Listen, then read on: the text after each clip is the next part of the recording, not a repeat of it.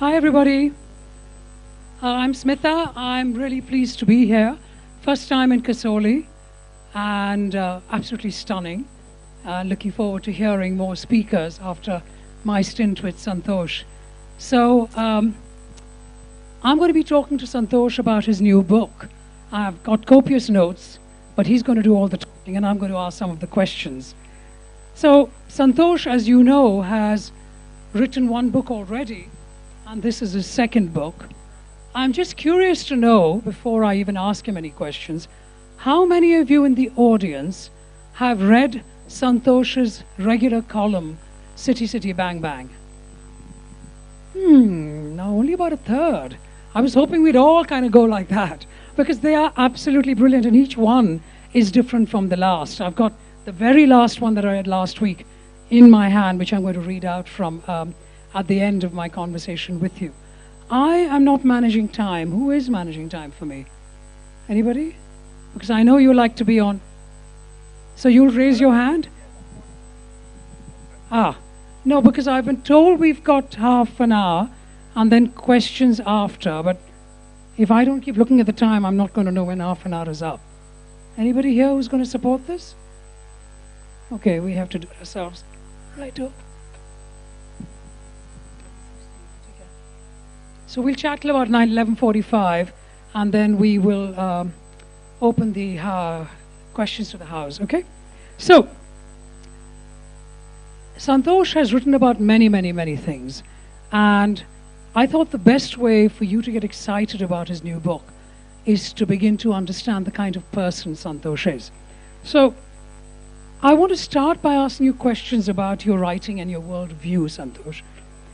You've said, for example, that you're not observant in the usual sense, but that you try to absorb the spirit or essence of something rather than every detail. So, what I want to hear from you is of a moment perhaps when that approach failed and you missed something crucial. Well, that happens all the time. I mean, in the sense that, I'll just back up a little and talk a little bit about, this worldview that you spoke of. I think something that I feel strongly about is the fact that, we divide the world into important things and trivial things. And we devote a lot of attention to talking about big subjects, big important subjects. And my argument in a sense is that nothing is trivial. The smallest thing contains seeds of something larger wrapped into it. And to my mind, that to me is something that is, that animates a lot of the writing that I do. I have written about weird things. I mean, things that would seem to be absurd to people. I have, for instance, written about the meaning of the disappearance of the pigtail in young girls. I have talked about the power of the great Indian invention called the pajame ka nada, which I think is an absolutely stupendous invention. It is so forgiving. It has such a capacity for generosity and forgiveness and the like, right? So my essential thesis is the fact that when we see the world around us, observing the world, it's not so much observing things as much as asking, why does this exist? It's actually asking, and because to my mind, the most amount of insight and new ideas come from looking at the most obvious things. And that's why I miss the obvious things all the time. All the time I miss obvious things. But then you focus on them. I mean, that's just two wonderful examples. He's talked about milk. He's very recently talked about zero. Yes, I have talked about and zero. I found that very, very moving, because I live in London and I'm happening to be visiting, and I'm in Delhi. So therefore I am every Monday, where's the Times of India? Where is it? Where is it? I need to read it. Because each week he gives us something that's completely different. He talks about what is farming. Santosh is constantly peeling away assumptions. So then tell me something. Is there something that are you currently obsessed with something that perhaps, like the nada or the zero or something so totally random that we just take for granted? No, what I am obsessed with is unfortunately not that trivial. I think and that has a lot to do with the book that is going to come out shortly. Unfortunately, it's not ready here right now, but it's out next month, which is really looking at technology. I'm fascinated by the fact that, here we have this new object, people who have grown up, a lot of people in this room, thankfully, unlike a lot of the other places I speak at, who have seen the world and life before the mobile phone came. We all grew up at a time when there was no mobile phone at all, and now we cannot imagine life without it. And to me, this idea of how technology, from the smallest sort of it's interesting to just illustrate the how trivial, even in technology, which is a big idea, how relatively trivial things make such a big difference. There is a book by a writer called Jonathan Haidt, who talks about the I think the anxious generation, if I remember the name right. And he argues that, something interesting happened after 2012. After 2012, you found that in the US, teenage, particularly, mental health issues skyrocketed. So if you look at the graph, it is a sort of slow graph, and then it just takes off after 2012. And particularly for young girls, but also for boys. And he correlates that with a change in the feature of social media, where it became possible to forward and possible to share likes, and therefore in a sense made your private post public, which means you became sort of exposed in an arena where everybody could judge you. And I mean, it's a correlation, it's not something, but he then backs it up with a lot of data to say how a small change in a feature in technology can have a cascading impact, which is huge. And I think, to me, I find technology fascinating because I think most of the effect of technology, I mean, we understand what is wrong or what are the effects of technology. We bemoan a lot of them in some senses. But I think the most powerful effect of technology lies in its form. It's not necessarily in its content. What I mean by that is, let's look at the mobile phone. The mobile phone, what does it do to a large number of people in India who have been faceless? Right? The idea of a phone is such an empowering, just the idea that you matter enough.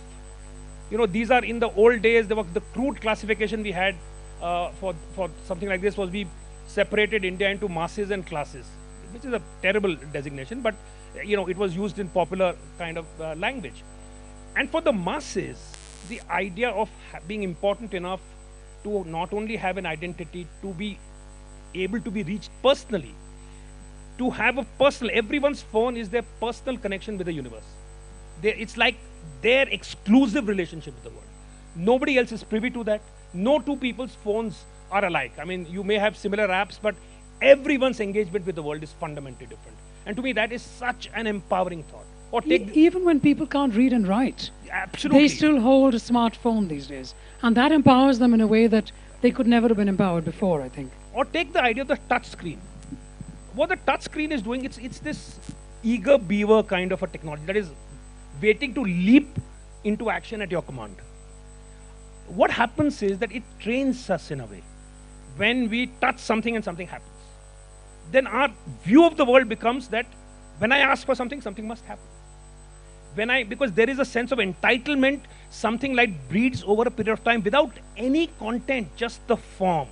Just the form that I touch something, every part of the screen is responsive. I merely have to breathe into it, like I have to touch it, and it will do what I want. Over and over again, day in and day out, we are being trained to expect. So that's why sometimes you see these photographs of young kids, at a magazine, pressing it, wanting the screen to come alive. They want something to move because, they can't imagine a world where screens are inert, where they don't interact, something doesn't happen as a result. So I think it's fascinating as to how, so to me, that is really what is of great interest right now. Not just the big picture of technology, but it's in its minutiae, the everyday kind of a... But if you hear Santosh and the excitement and the passion and the poetry that he's just used in speaking about this thing, that's it. That's what he's talking about, that we all take for granted. And it just makes me think, Santosh, I mean, for those of you who know of or do know Santosh, he straddles two worlds. He straddles the idea of brand strategy, business consulting, and so on. But he's also poetic. He's also a political commentator. So do you ever feel tension between the pragmatic world of brands and the intuitive, lyrical world of essays? Or do you think they just kind of flow into one another? No, I don't feel a tension because I think it depends. To me, brands can also be, because eventually they're ideas and they can be poetic as well. And I think a lot of these constructs are artificial. And I think one of the things I personally strive to avoid is dividing up the world into labels, because in a sense that then we are not able to there is so much fluidity and interaction between everything connects with everything else, in a sense. So to my mind, brands, what are brands about? Fundamentally, it's about human beings. It's about connecting with emotions. It's understanding emotion at a mass scale. That's what a brand is. A brand connects with people at a mass scale. So it is actually an anthropological object. We don't call it that. We call it, weird business-like language we use. But eventually, it is an anthropological object. It is about, connecting with people at scale, changing behavior if possible at scale. So to my mind, fundamentally, that is not different from anything else that, a lot of the other endeavors. But you've been writing a column now for 21 years. You're also interviewed on podcasts. You're all over the place in terms of your ideas and your thinking.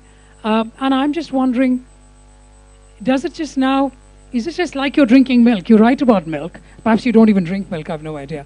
But the point I'm making is it now just this idea of poetry in motion about the very basic stuff that we take for granted comes to you naturally? Is your mind constantly on, for want of a better word, overdrive? When you and I were talking briefly before when we met via Zoom, you had mentioned that certainly this idea and the pressure, if you like, in inverted commas, my word, not yours, of creating something every week for the Times of India, obviously the whole family has to support you. So what does that look like then, from a personal perspective? No, it can be difficult. I mean, it's been over 20 years, and I have, the person to blame is sitting in the front looking at a phone right now, Bachchi, for this. It started out innocently enough. It was supposed to be a few weeks, and then they forgot all about me. So it's now 21 years of writing this. Yes, there are times when it is very difficult because, week after week, once you find the subject, writing it is not difficult actually for me. So now. What is exercising you at the moment? Okay, because you could guess what? Next week, in a few days, if you haven't written it already, if you read the Times of India, you're going to be reading a piece. Can we get a sneak peek, perhaps? Yeah. So I think one of the forthcoming things I'm thinking about is how do I put this? I'm thinking about the idea of one of the thoughts is about free will, as to why we need the idea of both free will and destiny. And why instead of trying to understand what works better, it is better perhaps to understand why human beings need both the ideas of free will and destiny. The other is the idea of the fact that I'm always interested in the absolute coincidence of birth. The fact that what a freak chance. I mean, if you just imagine our presence here is the product of such tiny probabilities, right? It is at that particular moment, your parents have to have something in their mind, which they have to then translate into the action among the millions of competing sort of sperms that are swimming towards their destination. One of them at a particular moment gets fertilized and you are born. And so to me, the idea, one is the fact that, we are all freaks of nature. We are all completely improbable. And also, the counterfactual, which is the fact that imagine the millions of other unborn possibilities and who are left by the wayside because you are born. And to me, it's just a fascinating idea. I don't know what to do with it, but yeah, you don't know what yet to do with it. I watch the space, ladies and gentlemen. I bet we're going to find something about that too in the next few weeks. But just to come back to you, Santosh, because okay, so you started off advertising. We know all that history. Then Bachchi said, hey, come on, why don't you write a piece? And here you are, and there's 2 books, and poetry in motion pretty much all the time, creative poetry in motion pretty much all the time from where I'm sitting. But can we know a little bit more about Santosh Desai, age 15, 18, maybe 10, I don't know. Who was that Santosh? What was it about him that got him to where he is today? I think like a lot of people in this room, I think in some form or the other, I was part of a middle class family. My father was in a public sector company, and we traveled across the country, like I'm sure a lot of people here. And I think, to me, particularly if you look at my first book, which was talking about how India has changed post-liberalisation, I think I was actually going back into that experience of growing up then, and the fact that how we managed to find so much joy and dignity in so little, and the fact that there was and how the idea of celebrating whatever you had, and however little you had it, the ability to kind of almost scarcity multiplied joy rather than dividing it, and to me that aspect of growing up, I think, has been foundational for me. The aspect of, finding that kind of pleasure. And so, for instance, I remember, going every summers, we used to, from wherever we were, we would go back to our, as was the case, right? Even if you were nuclear families, your emotional headquarters was always your hometown. So you were all kind of branch outposts of a headquarter in the hometown. And we used to go back there, and there were a whole bunch of cousins, And I look back, and we had a small house. In any case, there was no concept of rooms belonging to people. Rooms were rooms, everybody was in every room. And we had this one loo, and I don't know how we managed. I honestly don't know how we managed. And yet the idea of, and I remember this aunt of mine who, we would go and visit her in Ahmedabad, and she had a piggy bank because they were really strained, normal kind of usual circumstances, which she would break for the, so she would save all year, and she would break that when all the cousins came, so that we could have some sense of abundance. And how to contrive abundance out of little. So for instance, you would get baraf ka gola, the chusna wala gola. And so I remember for her, big thing was to say, have as many as you like. And to us, like, that was amazing. The idea of being able to have as many as you like of anything was actually was a very big deal. So it's like that. So to me, that was a foundational experience, and a certain, let's say, so it's interesting. When I first thought about writing my book, and I went to one of the publishers, Penguin, as it turns out, and they turned around and said, yeah, but what we are looking for is a satire on the middle class. And I said, I'm not doing that, because that is distancing yourself from your own past, and then now pretending that you are too good for that.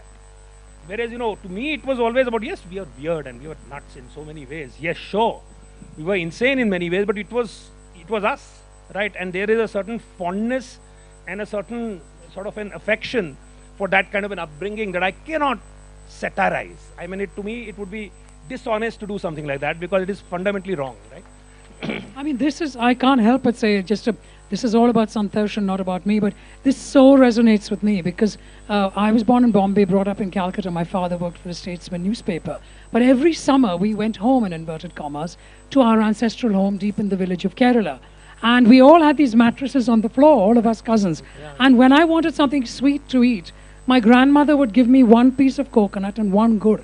And my God, to me, that was still the most, even today, the most delicious sweet that I can have. One piece of coconut, one good, there, go now. And that is it. And of course, but then it just comes to me also, I think, Santosh, you and I have similar age possibly. Do you think that perhaps we are kind of being now, because we're the age we are, going down the path of nostalgia and if only? And I can see many young faces in front of me, many similar age to us, but many much younger than us, who might be, say, 30, 25. And I wonder what does that look like? Maybe that's another column for the future. Or perhaps you've written it in the last 21 years and I haven't read it, I don't know which. But the idea of nostalgia, and what does that mean to us? And certainly what it means to me and what it means to you. There's no question about that. But what about today's 20-year-old or 15-year-old? When I went to the village, or you went home to your hometown, all in one room, exactly like we were. And we love it. We don't want to satirize it. It made us who we are today. What does that look like?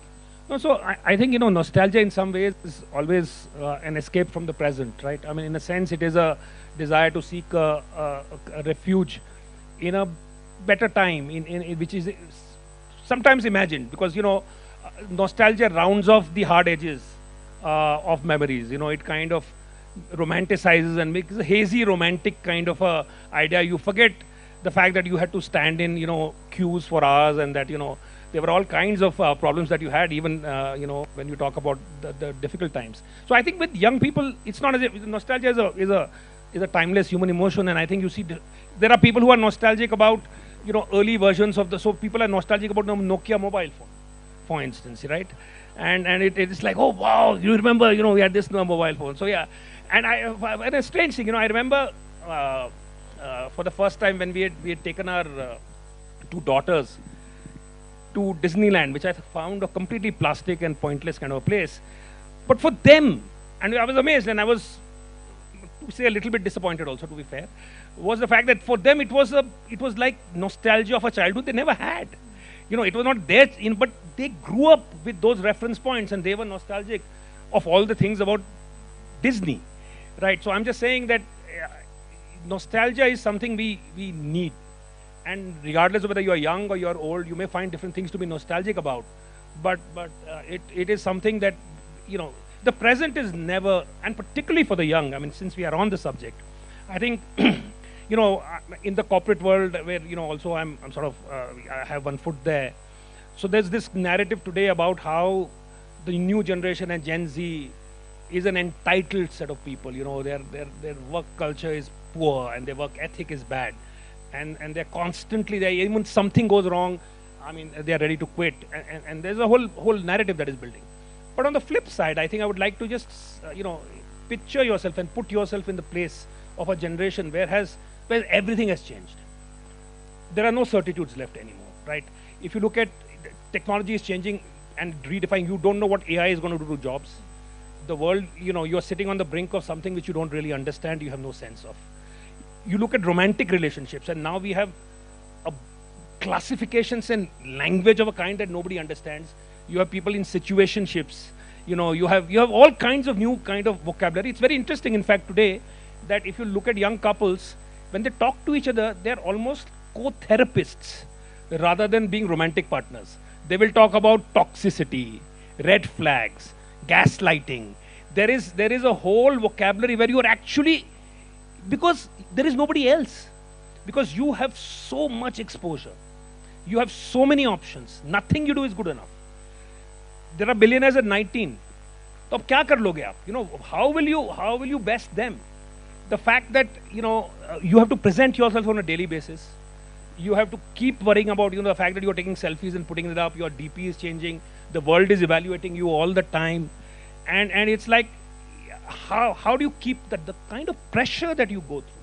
And I think it's important, I think certainly for the older generation to also, I think, have a little more empathy for what the younger people are going through, because it is a difficult time for them. It is a time unlike any other time that we I face. completely agree. I mean, I know we've had to change from not having computers, AI, any of that. We've lived through all of that. Our education was completely different to today's youngster. But I think it's very crucial to have empathy. What I also wanted to flag, Santosh, is that you're very honest. You're very, I want to use the word, you have strong opinions, that's a better phrase, about India. But what comes shining through when you write in all your columns is your deep love for India. I mean, there's no question about that. You will criticize it constructively, you will question it, but you come with the angle of love, and I just wanted to kind of put it out there. It's not a question. For those of you who don't know Santosh, I think you would really appreciate the essays in his new book. It's such a pity. I thought you might have it here to sign, because then there'll be a line outside signing. That is a pity, because I read it as a PDF. But in one of your essays, which was under the chapter of modes of living, you talk about urban life, living the high life versus sense of entitlement, which is kind of what we were talking about. And there's one sentence that I've written that I want to just read out from one of your essays. Relationships of all kinds are built on the bedrock of small hypocrisies. Here again, relationships of all kinds are built on the bedrock of small hypocrisies. And I thought, I mean, he does explain it, but I'd like Santosh to explain, what does that even mean to us? No, I think it's true, right? In all our interactions, the fact is that we don't tell people what we really think of them, right? Your mommy, your brother, your husband, your wife, your children. I mean, at all given points in time, if you had to tell people what you really thought of them, partly because it is not important that I think a certain way about you, but partly because it would destroy the relationship for no reason at all. And the fact is, in fact, one of the big problems that we have today, thanks to social media, etc., is the fact that we have abandoned those hypocrisies. We have abandoned the courtesies that go in the name of polite discourse. Politeness, by definition, is dishonest. I mean, if you had to take a hard look at politeness is a little veneer that you put on top of what you really feel. And so if you were to be really kind of anal about it, politeness is a mild form of dishonesty. And it's like you go to the US and everybody keeps asking you, how are you doing? And they don't give a rat's ass about actually your answer, right? So and you feel, okay, I'm answering and that person has moved on, right? So that's the, so fundamentally it is that, right? But it is so important, that we retain that sense of hypocrisy, that sense of being what is hypocrisy in a certain sense? At one level you can call it's a form of a lie, at another level it is being mindful of the other person's sentiment. It is being mindful. So in your words, you are taking note of the other person and you are accounting for the other person as somebody worth taking note of. So there is a form of respect that is embedded in any act of hypocrisy. So to my mind, all polite discourse has to be based on these small acts of hypocrisy, because they are what actually make it palatable for us to be with each other. Which is why I love these essays that you write, because to most of us, including me, when you think about the word hypocrisy, it's a lie, you're not being yourself, you're being dishonest and so on. But what you've done is taken a word that means something to most of us and turned it around to make us think about the idea of honesty. Because that's exactly what you're saying. If you want, you can't, it's important for relationships to have, to filter and not to be completely open, whatever your relationship, however close you are to the person. And we all do that, and I completely agree with you, but I just thought that sentence was, I thought, oh, it jumped out at me. I thought I had to point that out to you. But just to continue on that, so, you know, I mentioned that Santosh certainly has a, and you can feel it viscerally when you're reading, a love of India. But 21 years of writing City City Bang Bang, how do you think your own view of India has evolved? And do you think that there is a belief or assumption you held when you began 21 years ago? So please put your mind back to that first column that Bachi asked you to write, that you've had to abandon perhaps, or perhaps significantly revise? I think so. I think I have to say that my view of India has darkened over the years. In the early stages, I think of liberalization, and immediately after that, there was a lot of, there was a lot of energy in India, and the energy that was bubbling up from the ground, and there were big changes because of the fact that, you know, everything was new, and in a sense, it was an unstoppable form of an energy. I think what I'm seeing now is the energy remains. I mean, I want to be clear about the fact that I think there is, in fact, if I was to broadly kind of classify this, I would say that if I was to look at the net effect of technology and the changes, all of the changes that have happened are of two kinds. One is transformation, where we have new modes of living, new emotions, new opportunities, new ambitions. You see the change in women when you go to small town India. It is astonishing. I mean, this astonishing energy that you see there, astonishing self-confidence that you see there. So there's an entrepreneurial spirit you're seeing in people. There is a desire to do much more with yourself. Young people are investing in themselves in a way that is incredible. So at an individual level, there is that enormous energy. But the other thing that has happened, partly because of technology, in fact, largely because of technology, is the amplification of old resentments and the political enablement of that. So what has happened is that it's almost like what this technology has done, largely because never in history have the means of the microphone has always been jealously guarded by the elite. Always. Through history, through culture, never was it possible, barring small experiments in democracy. If you go back to Athens in an earlier time, never has every individual had access to the microphone. For the first time in human history, that is happening. And that means what is happening at one level, it is democratizing. At another level, our discourse has now it's got, you know, pegged at the lowest common denominator. So that's what our discourse has become. It has, you know, we have the whole idea of somebody knowing better, somebody having having studied something has lost value. And I think what is happening in India as a result is the fact that we are all the old resentments, so all the fault lines of religion, caste, gender. You're seeing a huge kind of a reaction, which is being politically enabled. So my worry is the fact that we are creating modern arenas, but playing theater, and the plays that we are playing are of old scripts. It is louder, more aggressive, more vicious sort of discourse that one is saying, while at the individual level. So this tension I find, between individual transformation and societal regression. It's not just India. You're seeing a sort of a primitive instinct that you see, for instance, in Trump's America. It is primitive, it is base. It is going back and on immigration or Rahul talked about what is happening in Gaza. We are seeing the fact we are kind of going back in time. And to my mind, actually, in India in particular, because my thesis in India, and one of the other things that I've been thinking about a lot, is the fact that I would argue that in India, culturally, our unstated desire is that we want progress, but we don't want change. We want a better life, but we don't fundamentally want to change. And our society is so strong, it is so good at preserving itself. It is so good, it creates these hybrid forms. I often talk about, for instance, in an everyday sense, yeah, that is the art piece. In an everyday sense, let's look at how we manage new influences. 40 years ago, if somebody was to tell me that 40 years from now, we would still be getting married through arranged marriages, I would have laughed at that person. I said, 40 years time, how can, India will change, certainly we're not going to be. But we are. But it's a different arranged marriage. Now we have the arranged love marriage, right? Where essentially what happens is that we arrange कि boy will go meet yourself few times or dekh lo agar ab tak ho jaye. It's a supervised dating program, right? Under the supervision of the parents, you allow the boy and girl to meet and find themselves. Or the love arranged marriage, where the couple fall in love, the parents pretend कि आप तो मिले नहीं कभी, and we will arrange it, right?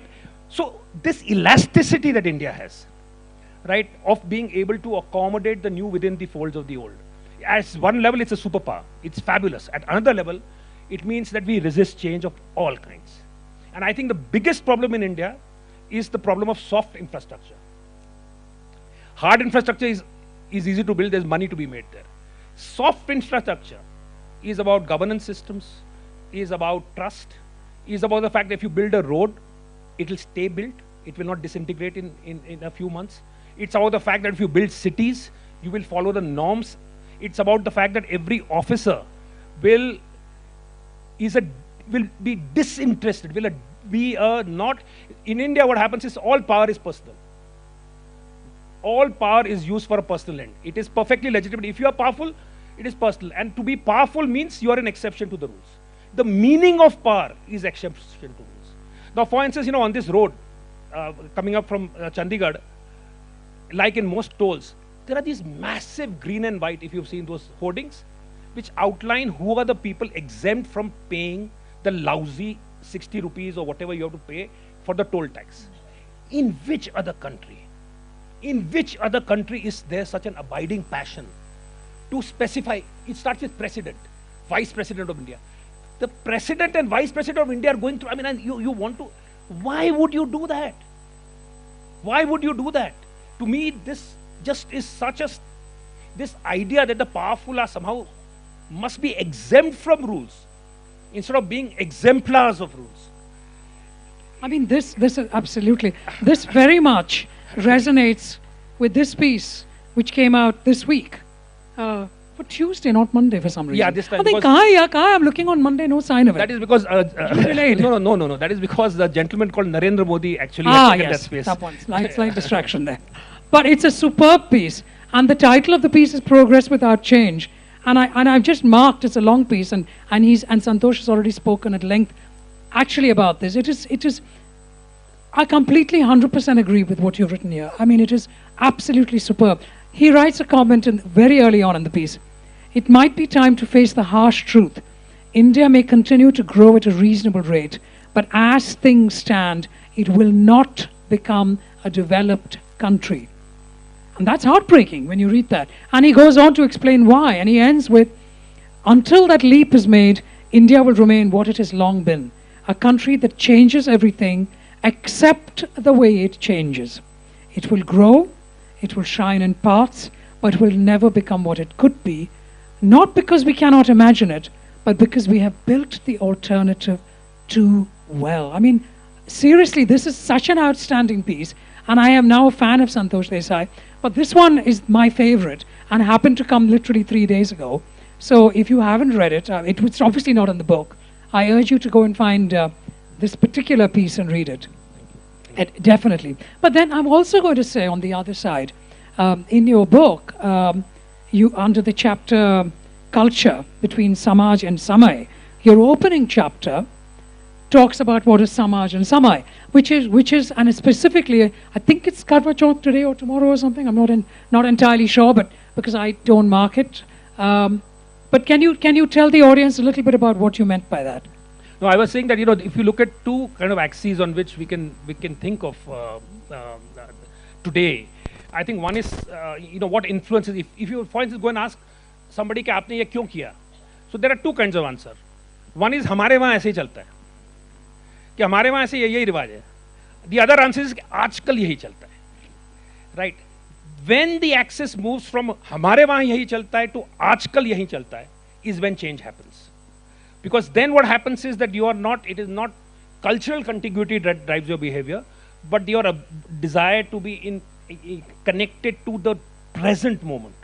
So I think that is what I was talking about there, is the fact that this is the path we are trying to navigate, from being largely determined by Samaj to being increasingly determined by Samay. And that tension between Samaj and Samay is really what a lot of us are experiencing in our everyday lives. Okay, I've just noticed the time, so one last question before I open it to the audience, because we do have a management of time, fortunately. Seeing as I'm sure many of you are from Chandigarh, I'm just going to push this guy here to my right a little bit. So, Chandigarh is often described as too planned or too neat compared to the messier cities you write about, predominantly Delhi, which you know so well. Right. But if Chandigarh were a person, how would you sketch their personality? No, I think Chandigarh would be a vibrant person. I think is also Chandigarh is also its people. It's not just the place, right? It's an extremely vibrant I think person. I think the benefits of order, I think, are there are people, of course, who have talked about how that kind of an order is soulless, and you can romanticize, and up to a point I can understand that. But you live in any other metro of today, and you will get really nostalgic about Chandigarh. And not that I have lived here, but I have certainly visited it often enough, because I think that order gives a certain structure, and within that structure, I think there is a lot of vibrance. There is a lot of kind of a desire to live life fully. So I don't think the order is in any way dampening for Chandigarh. So I think of it as a very lively but organized kind of a person. Okay, I think we'll allow that for all of you from Chandigarh. I hope you agree. Okay, open to the house. Any questions from the house? Just far there, with the gentleman with the hat, and yeah. If you want to stand up, sir, so we can see you and mention your name.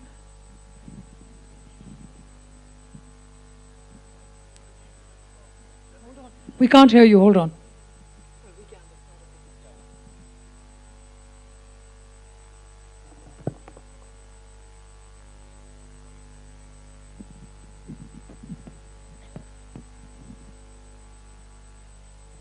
This is Indrajit Dhillon from Chandigarh. But what I've got to ask you is something about hypocrisy, because I was quite taken aback. Somewhere in 1982, I'm a baby boomer incidentally, I was commanding my regiment in Rajouri. And I was very fed up of the phone, because we had to literally, crank it to get through. And not only that, we were not audible to each other. So one day I decided that out of hypocrisy or love, I want the answer, please. Whether what I did was, I taped my voice and sent her a cassette through a soldier who was going to the same place. You can say some form of impropriety, like President of India, dispatching letters like that. But would you call it hypocrisy or love? Love, absolutely, sir. No question about it. I have to agree, because it just suddenly reminded me my siblings went to study in the United States, and I was living in India. And they recorded, because they couldn't afford to call, it was so expensive. They recorded audio cassettes, and then when somebody was coming from the US, they sent it. And I'm happy to say we still have the cassettes. I haven't digitized it. But I mean, my God, that's love. I have to agree with you on that. So the Guju form of this love is the fact that your relative calls you and you say, I'm not here, but you hear their voice, they're okay. So that is the Guju way of doing this. There's another person just next to you, I think, who raised your hand. Yeah, if you want to just pass the mic down. Hi, this is Devina Mehra. So I had a comment and I had a question. So the comment was we were talking about how most people our age or have a problem with Gen Zs or millennials. So let me just give one quote. This is, our youth now love luxury.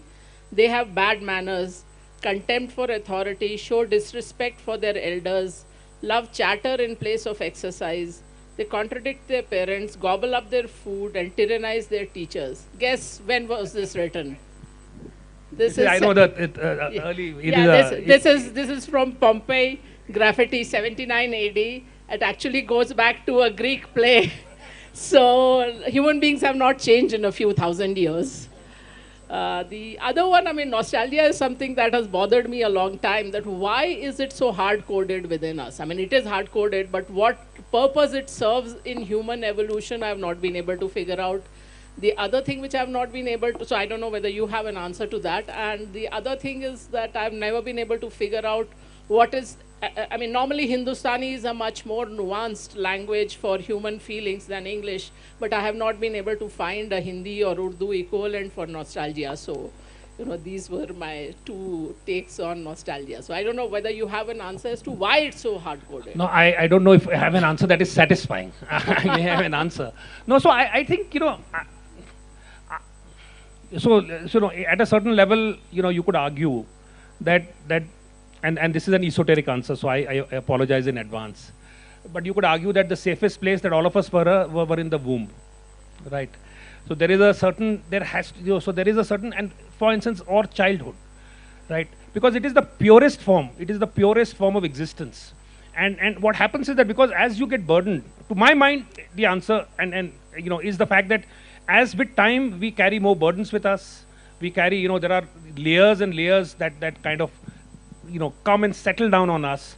And we very often long to get away from those layers and to find something essential and true. And so the idea of the golden period, for instance, as a myth, the idea of a golden yesterday is a myth across cultures, right? It's a timeless myth across cultures that you escape from your current situation to something that was idyllic, that was Edenic, you know, that was, you know, so, and so to my mind, it has to do with now rather than then. It has to do with, you know, how you feel in the today. So I remember that every time I used to get stressed, you know, in corporate life, I would say, I'm to retiring in 30, at 40 I'm retiring, then 45 I'm retiring, etc. I'm still not retired, but you know, that in something, but I don't, like I said, an answer, maybe not a satisfying one. There, oh.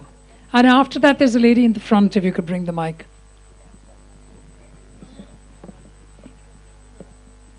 The mic isn't working.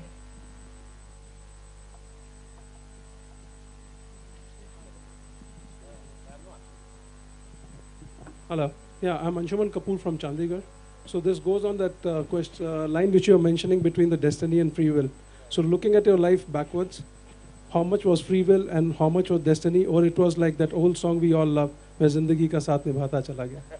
It is main zindagi ka saath nibhata chala gaya. Kyunki in a sense, you know, like let me just say that, you know, the most important thing, for instance, is who you get married to, right? So let me narrate how, you know, so I was I was watching something in Siri Fort, I remember, late at night. I was a bachelor at that time, and I go to the bus stop, and totally randomly, I meet somebody 1 year senior to me from my institute, who starts chatting with me and saying that, you know, what are you doing? And I was in this, you know, I can hardly claim that this was free will.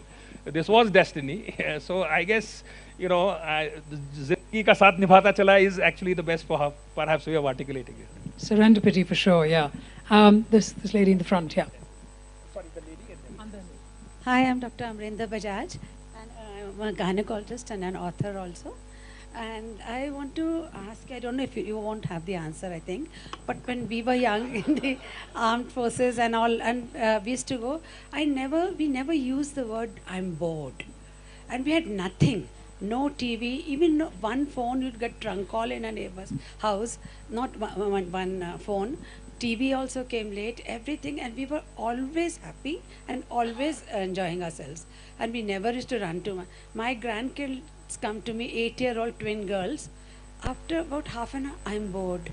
I'm bored. So what do we do with them? No, so I don't have the answer of what we do with them, but I have, because I've written about the idea of boredom and the fact, exactly your observation, right? The fact that, we grew up, and I remember, sitting at a window and watching stuff happen. I remember doing it for hours. In the evening, and in the family, for instance, you would have this porch, and you sit on the porch, and you just sit there. And nothing happens. I mean, people are going up and down, and you watch other people's activity. And that kind of a fallowness of the mind, I think it was so important, because that's when you imagine things. That's when you create worlds in yourself. That's when you're not spoon-fed. Today, what is happening is that we seek stimulation all the time because of devices also. So there is this, and because it is, also the way devices are designed, we have the perpetual scroll, right? It's infinite. So you keep scrolling, it will never end. That's true. Right? So there is always a sense that, and that's why we are always partially present everywhere. We are always somewhere else. This is a rare audience. This is an incredible audience, because thanks to, I have to say, the age profile, that you actually have people who are looking here. Otherwise, today, if you go to any audience, 60% of them at any given point are looking here, and you are speaking, and it is so disheartening, right? So I sympathize with you. I am on your side, but I don't have any answers. Couldn't agree more. There's a gentleman just here. If we can give it to him and then come back to you, if you don't mind, because it's last There's two a young questions. student there also with a question. So We have to get the student at the back as also, well. also. So first this gentleman First here. the gentleman. First He's the been gentleman waiting, yes. and then the student. Thank you. I wonder, Santosh, if you have heard Jagjit Singh talking of Daulat bhi le lo, Shaurat Ji, bhi ji, le lo. bilkul. When you listen to that poem or song, you get back to nostalgia, all of us rather. Yes. And then we cherish it, we love it. At that point of time, you forget about modernity and what ChatGPT or AI is. So is that not a love for nostalgia? No, of course it is. Number- Why do we love old songs, right? Number two, you talk of destiny. Destiny is a truth. It is relative. When I say relative, it is always situational. Situations do create it like it got created in your case, so it got created in my case. So destiny has something to do with situations. My third point is, have you ever written about a soldier who is fighting a war in Sichuan? I have a lot of things to talk about it, but this is not a place to talk about it. Would you like to develop on that sometime when you talk about India? Certainly. Thank you so much for your comments, sir. The last question at the back from the student. Sorry, maybe we'll just see, because I've been told we have to stop. Hello everyone, I am Hitesh from St. Mary's Convent School, Kasauli. So sir, you had that statement in your article where you said that all relationships are built on the bedrock of hypocrisy, right? So I felt that statement was very wrong, but then you explained it beautifully. You said that what you meant by hypocrisy was that we do not need to lie, but we need to be polite. But if that is absolutely true, and in relationships if that happened all the time, wouldn't all relationships crumble? Because there has to be a point sometime in your relationship where you are absolutely honest. Because then only you can convey your feelings, right? You're absolutely right. You're absolutely right. I think, I think like in anything in life, right? This is we don't live between extremes. We don't do only one. We don't act only one way. So, in things that are not material, hypocrisies work. In things that are material, they destroy relationships. You're absolutely right. So I think it is for us to judge, right? But the fact that it is not a blanket statement that hypocrisy is wrong. That blanket statement I disagree with, just as I disagree with the blanket statement that therefore one should always be hypocritical. I mean, the world has shades of grey between both extremes, and I think, and to me it's actually not a debatable point, frankly. The fact is that we indulge in small hypocrisies all the time, and that's why the statement said small hypocrisies. I mean, so the one word you missed out was small. It is small hypocrisy, not big hypocrisies. But you are right, absolutely right, that there's a difference between hypocrisy, those small hypocrisies, and dishonesty. And dishonesty kills relationships. You're absolutely right. Thank you, sir. Do we have any more time, or we're done? No. Okay, one last, because this lady's been waiting. One last. So the best thing about the fest is that our speakers and panelists are available after the sessions also, so you can keep engaging. Thank you. This will be the last question. Yeah. I won't take much time since you were talking about your experience in the corporate life and you said you wanted to retire by 35, 40 or 45. So I've been in the corporate world, I can relate to it. How important is flexibility, fungibility and fluidity in terms of roles and in terms of what you do in corporate life? Because I believe we are talking of memes for Mummyji, even Papajis are really facing a tough time out there in the corporate life. Yeah. No, absolutely. I think, in a way that I have a lot of sympathy for the way Gen Z reacts to corporate world, because I find that the corporate world is structured on yesterday's assumptions. It comes from a feudal mindset.